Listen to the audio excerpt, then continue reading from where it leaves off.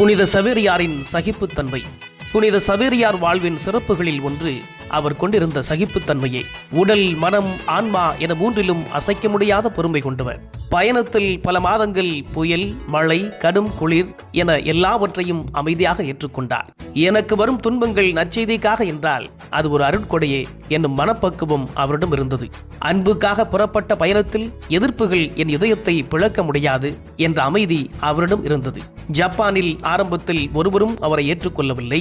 ஆனால் அவர் மனம் உடையவில்லை. தோல்விகளை வெற்றிக்கான படிகளாக காணும் உயர்ந்த ஆன்மீக சகிப்புத்தன்மை அவருக்கு இருந்தது. நாமும் துன்பங்களை பொறுமையுடன் சகித்துக் கொள்ளவும், மனிதர்களின் வேறுபாடுகளை ஏற்றுக்கொள்ளவும், தோல்விகளை ஆன்மீக வளர்ச்சியாக மாற்றவும் ஆண்டவனின் அருள் நாடுவோம். இயேசுவே என் செல்வம் என்றார், இயேசுவுக்காய் எல்லாம் தந்தார்.